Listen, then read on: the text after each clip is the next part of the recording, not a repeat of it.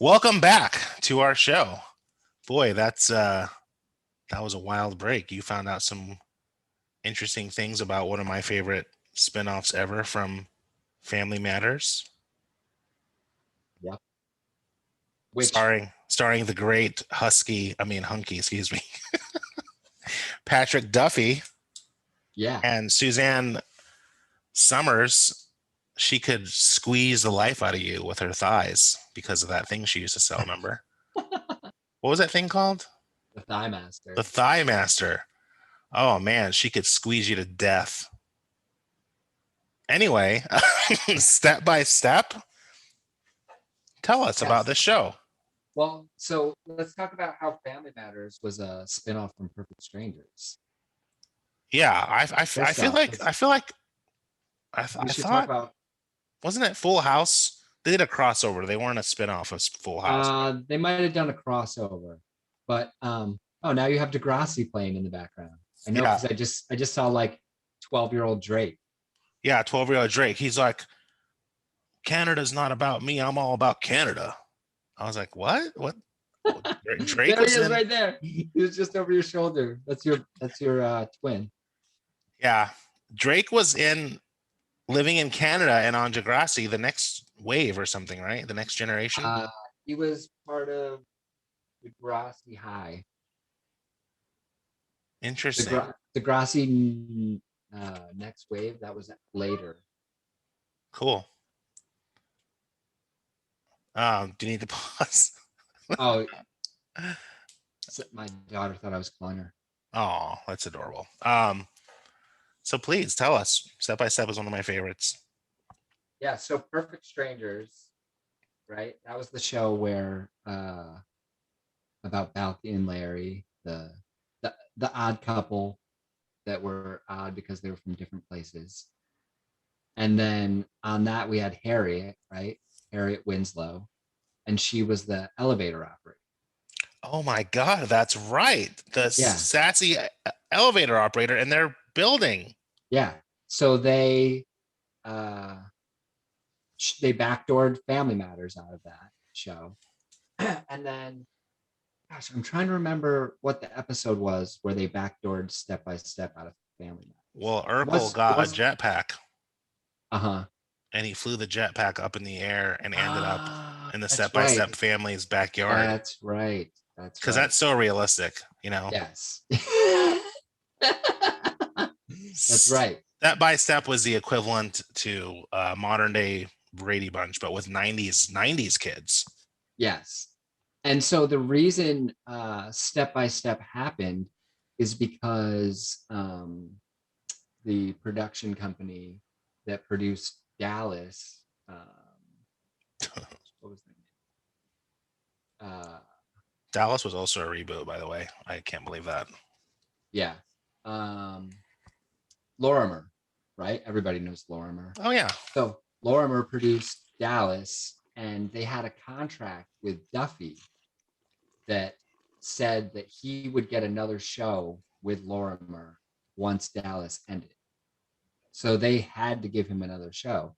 So they're like, all right, let's put him together with Suzanne Summers. We'll have two of the hottest, um, TV stars Middle-aged parents. from the 80s, the two hottest TV stars from the 80s to draw parents in to watch this family show. And Cody was also from Dallas. Oh, okay. Yeah. Cousin Cody. Yeah, he was also brought in from Dallas, but they didn't bring him in right away. Uh, but he was also under some kind of contract. Interesting.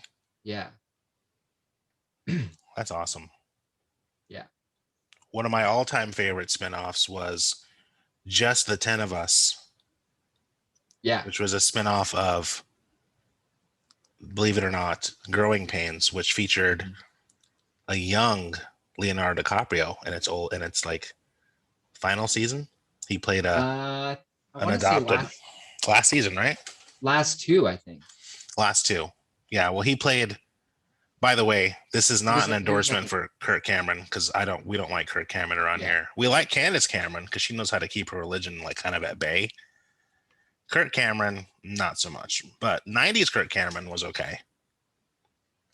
Yeah, I Um, thought they were going to do a spinoff with him as the teacher.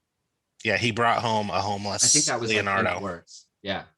and then Leonardo became the highlight of Growing Pains. Anyway, they had a show because Mike Seaver, the dad, had a friend that he played bowling with or something, and Oh yeah. it was another theme of a family that actually the Just the 10 of Us was not an adopted family. It was just a No, family they of just had a lot of kids. They were Catholic. That was that's like the what it thing. was. That was why they had so many kids because they were Catholic. He didn't believe in birth control. Can't have it. Exactly. I bet Durex didn't want to buy any ad shares on that.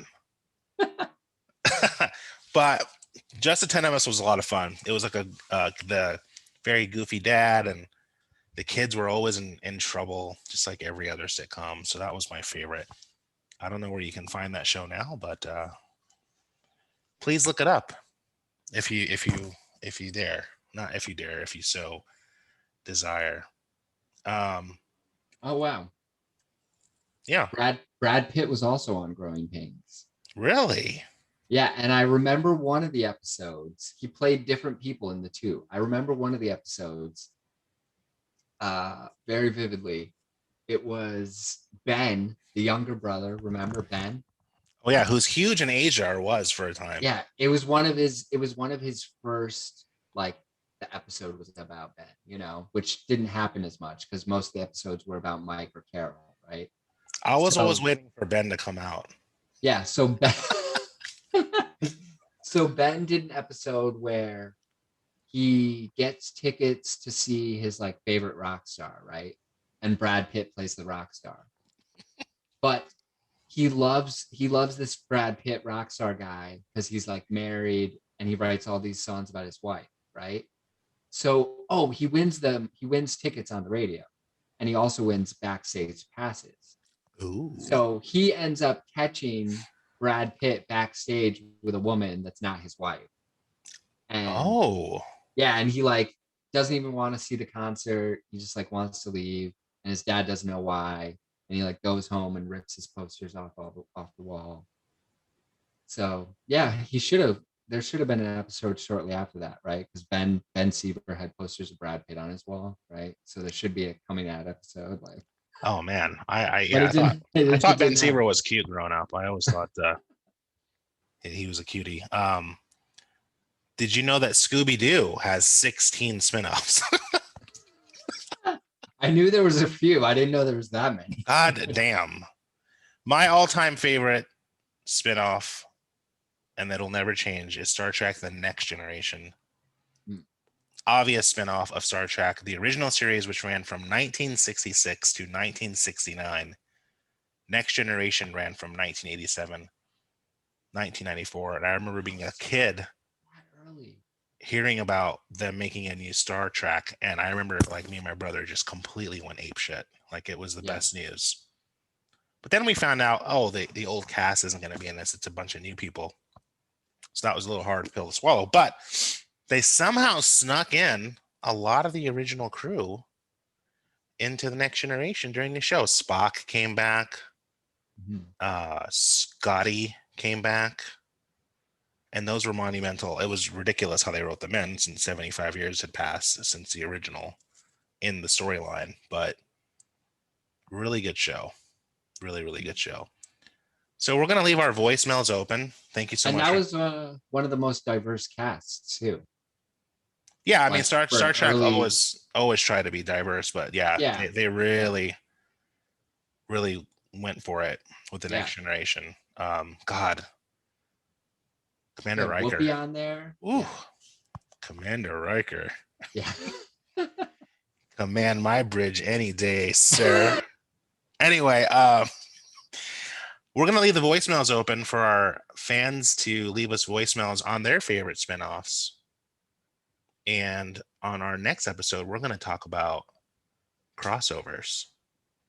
And a crossover is when two or sometimes more shows combined in one world. Sometimes it's spin-offs that combine back to the original.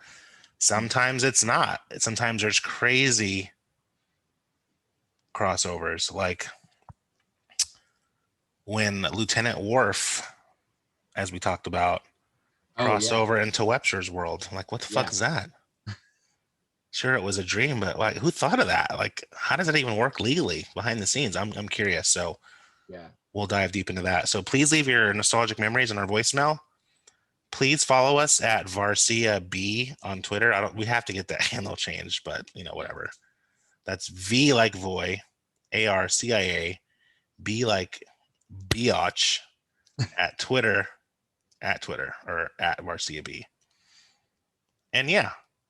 Also, I wanted to say that me and Adam have another spin-off podcast coming for the new HBO show Generation, Yep. which launches on HBO Max on March 11th. Stay tuned for the after show podcast on that. We'll be joined by several of our friends from the LGBTQA community, and we're going to talk about this new Lena Dunham produced series. So a little plug for that. Adam, any final thoughts, sir?